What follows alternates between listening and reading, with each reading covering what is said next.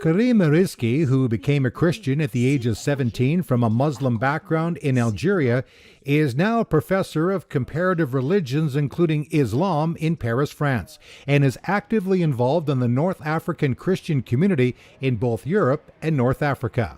Mais dans ce contexte difficile que traverse l'Église en Algérie, under these circumstances, that doesn't mean the church is not growing. We thank God that we have many ministries in Algeria at this time with children, youth, and others. We have discipleship and teaching of theology. We never thought we would arrive at this time of persecution. So what changed after 2019 with the government? Churches closed, pastors arrested, and more opposition against evangelical Christians. It's not one or two things. Maybe it's us that has contributed to this persecution. Maybe we did some things wrong as leaders, or maybe it's the laws of our country. We don't know when the politicians will use them against us, the laws and the Constitution. There are many factors. I can't say which one. But we trust God and keep our faith. The underground church and ministries are growing, and God is opening many doors through persecution, which is part of our faith. But our leaders and people in our Christian community are tired because of the situation. Pastor Salah Shalah, who leads the country's largest Protestant church and is president of the Protestant Church of Algeria, has faced much opposition and has been targeted by the government, and has faced various charges, arrests, and court appearances for practicing non-Muslim rites without permission and organizing a protest because of the crackdown on churches. Pastor Salah could face years in prison. After his full gospel church in Tizi Ouzou was informed it would be closed, police interrupted the service and forcibly removed the church members. Now, as for those who leave Islam to follow Jesus, the opposition they face comes from many places. Professor Arizki says that after Algeria gained independence from France in 1962, there was more freedom for missionaries in the country. à partir des années 70, In the 1970s, more Algerians were accepting the Lord, but it wasn't easy. In the 1980s, more people came to faith in Jesus. The good news at that time, in 1981, evangelism in the Kabyle area started to increase. From 1982 until 1999, Christianity was growing, and people of all generations, teenagers, older people, men and women, accepted the Lord. There was a revival in the Kabyle area, and in every village there were underground churches, and they were growing in the Arab areas as well. Almost all the followers of Jesus in Algeria come from Muslim backgrounds.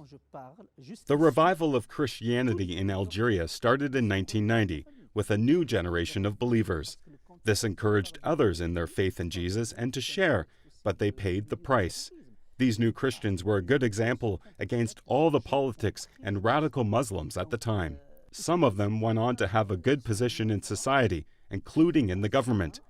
The persecution began when it was learned there were many Christians. Some of them lost their jobs. Some were persecuted and verbally abused, and physically abused when it became known they were Christians.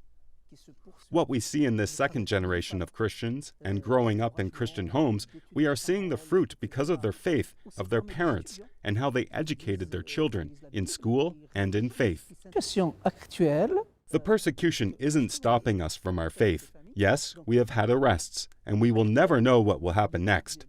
This generation is growing in Christian families, and they face persecution. Many churches are closed, and few are open, but we have underground churches that continue to practice their faith under these circumstances. Karim Mistar is the CEO of Channel North Africa and a partner of the Voice of the Martyrs Canada. Mistar has seen firsthand how effective the 24/7 satellite channel has been in encouraging Christians in Algeria who often have to meet in secret. Mistar, who grew up as a Muslim in France before coming to Christ, says he was told by a close friend that met some Muslim men in Algeria that they were extremely disappointed when the channel went off the air for almost 3 years before relaunching in December 2021. You need to know that this channel was the only thing we had. And when I heard this testimony, I was really shocked because I saw the media not only as something we use to spread the gospel, but also something not only for the church and the believers, but also for the unbelievers and especially the Muslims who they are really thirsty and hunger about the Word of God. The satellite channel, which began in 2000, is the first to broadcast productions in the various languages spoken and understood in North Africa: Arabic, Berber, and French. The broadcasts feature a vast range of programming, including life stories, documentaries, talk shows, teaching, children's programming, musical performances and dramas, and much more. Mistar says he talked with a family in Algeria on Zoom about the importance of the channel for them and having a connection with them through social media because they're not able to attend church.